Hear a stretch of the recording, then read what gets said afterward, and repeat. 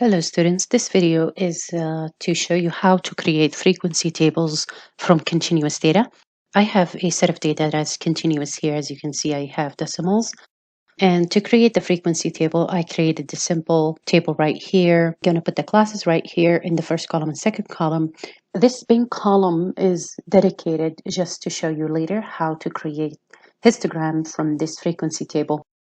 The first thing I'm going to do is to find the minimum and maximum for this set of data. So I'm going to use the function minimum and select all of my data and click enter. Similarly, I'm going to find the maximum.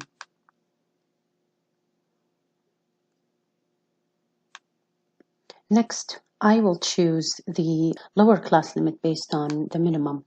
But before that, I have chosen the number of classes to be 10 classes. You can choose any number between 5 and 30.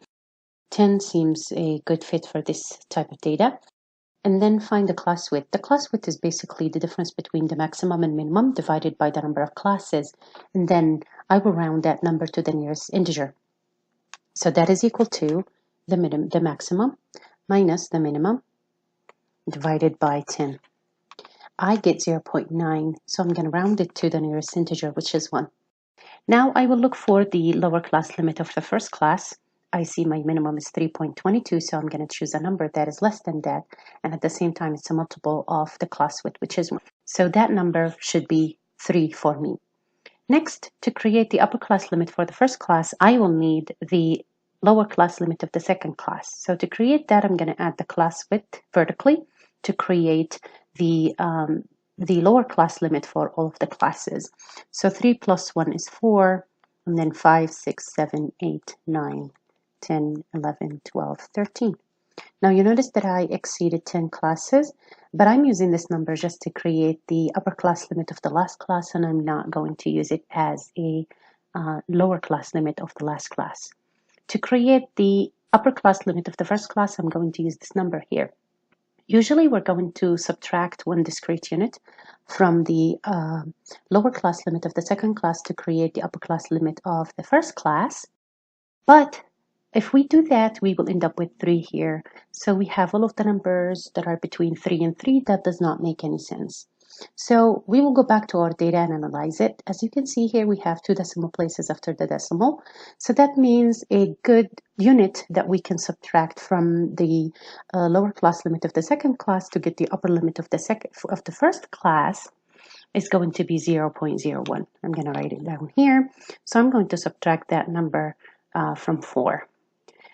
I would like to use the properties that I have in Excel to create all of those classes without doing that one by one. So I'm going to create a function and populate the table.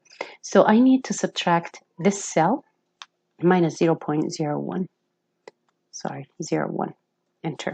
And as you can see, I get the upper class limit of the first class, and I can populate my table. So I did all of these calculations based on the formula that I created in the first cell. If you double click on this one, you will see that it used 5 minus 0.001 to create the upper class limit of the second class. You notice that this number is negative 0.01. This is because it uses this empty cell right here, and it's 0. So you will end up with a negative number. I don't need this cell anyway, so I'm going to delete the content of that cell. Next, I would like to create a column here that contains the upper class limits, all of the upper class limits. So I'm going to basically copy the content from here. So I will copy it. And then I don't want to paste it as it is, because if I do, I will end up having formulas, and I only need numbers there. So the way to paste numbers only, you're going to highlight the area that you want to paste the data in, and then you go to the paste option. You see that arrow right there, click on it. And then you see here that you have options to paste values. I'm going to choose this one. And if you click on one of these cells, it only has the number. It doesn't have the formula that created those cells. And that's what I'm aiming for. Next, I will create the frequency. There is an easier way to create the frequency. I will show you that in a different video, and that is using the data analysis tool and creating a histogram and a table. I will show you this long way just in case, so you'll have more than option to create the frequencies. So I will use the function Countifs because I have two conditions. The first condition, I want all of the numbers that are greater than or equal to 3. And the second condition, I want all of the numbers that are less than or equal to 3.99. So I'm going to use Countifs. You don't have to type in the entire thing. The functions are going to pop up for you. Choose the right one. And it's asking about a criteria range number 1, and that is this data. And I'm going to lock it because I don't want this data to move anywhere. And then comma, and I'm going to put the first condition between quotation marks. So the first condition is greater than or equal to the number 3. And that is like the greater than sign and then equal sign and then number 3, close the quotation and comma. And it's going to ask about a criteria range number 2. It's the same range, which is the same set of data. So I'm going to highlight the same set of data and lock it in place. And then I will write the second condition, which is less than or equal to 3.99. And then close the quotation mark and close the parentheses and click enter.